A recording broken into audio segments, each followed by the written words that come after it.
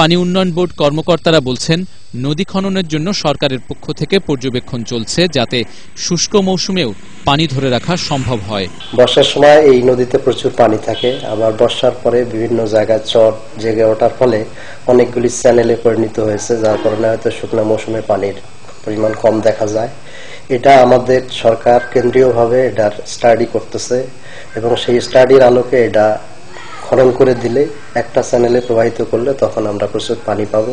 কৃষি নির্ভর বাংলাদেশের অগ্রগতির স্বার্থে নদীতে পানি প্রবাহ সচল রাখতে সরকারকে আরও তৎপর হবার জোর দাবি জানিয়েছে উত্তরবঙ্গবাসী।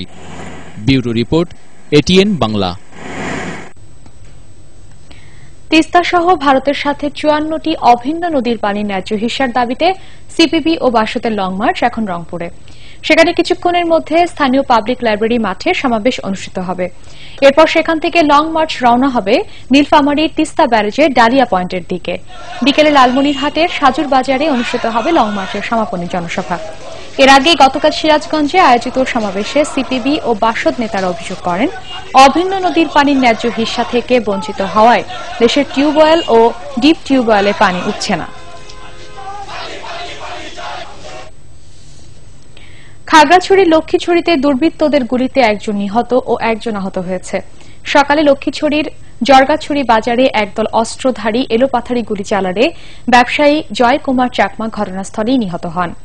এ সময় এক স্কুল ছাত্রী গুলিবিদ্ধ হয়। আধিপত্য বিস্তারকে কেন্দ্র করে বিবাদমান দুটি পাহাড়ি সংগঠনের মধ্যে এই ঘটনা ঘটে থাকতে পারে বলে প্রাথমিকভাবে ধারণা করছে পুলিশ। ঘটনার সত্যতা নিশ্চিত করে লক্ষ্মীছড়ি থানার ভারপ্রাপ্ত কর্মকর্তা বাহার মিয়া জানান, নিহতের লাশ উদ্ধার করা হয়েছে। এই হামলার জন্য ইউপিডিএফকে দায়ী করেছেন পার্বত্য চট্টগ্রাম জনসংহতি সমিতির লক্ষ্মীছড়ি থানা সভাপতি জ্যোতিষ চাকমা। ব্যাপক উৎসাহ উদ্দীপনার মধ্য দিয়ে কক্সবাজারের রাখাইন পল্লীগুলোতে চলছে মাহা সাংগ্রেং পৌয়ে বা জলকেলি উৎসব।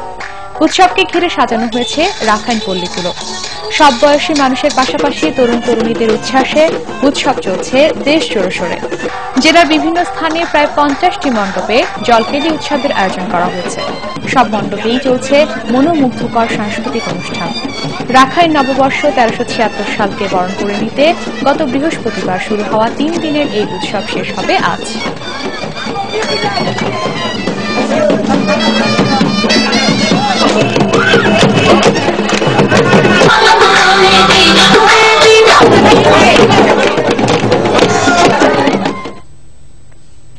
আন্তর্জাতিক ভারতে লোকসভা নির্বাচনকে কেন্দ্র করে একে অন্যের বিরুদ্ধে অভিযোগ পাল্টা অভিযোগ এনেছে কংগ্রেস নেতৃত্বাধীন ইউপিএ ও বিজেপি নেতৃত্বাধীন এনডিএ জোট।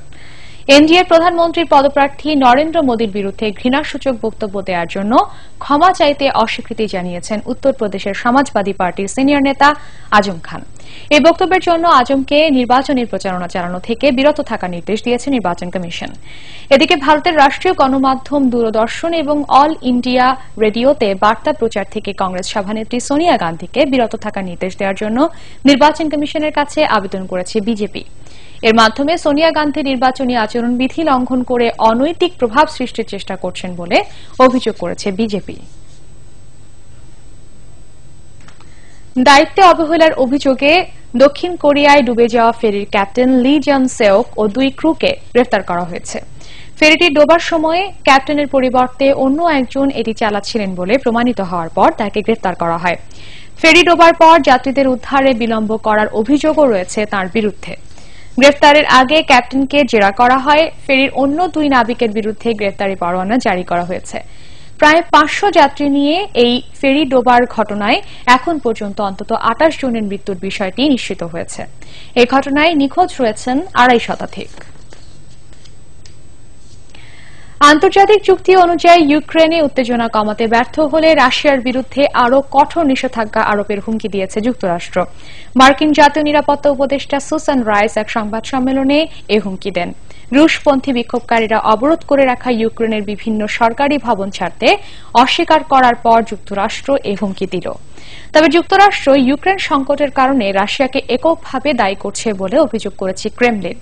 এদিকে ইস্টার সানডে পালনের জন্য ইউক্রেনের পূর্বাঞ্চলের কয়েকটি শহরে সরকারি ভবন অবরোধ করে রাখা সশস্ত্র দলগুলোর বিরুদ্ধে অভিযান আপাতত স্থগিত রাখার কথা জানিয়েছেন দেশটির পররাষ্ট্রমন্ত্রী আন্দ্রেই দেশচিৎসিয়া। আর জেনেভায় যুক্তরাষ্ট্র, রাশিয়া এবং ইউরোপীয় ইউনিয়নের করা চুক্তি অগ্রাহ্য করে সরকারি ভবন অবরোধ অব্যাহত রাখার কথা জানিয়েছেন রুশপন্থী বিক্ষোভকারীরা। এবারে ক্রিকেট। আবুধাবিতে আইপিএলে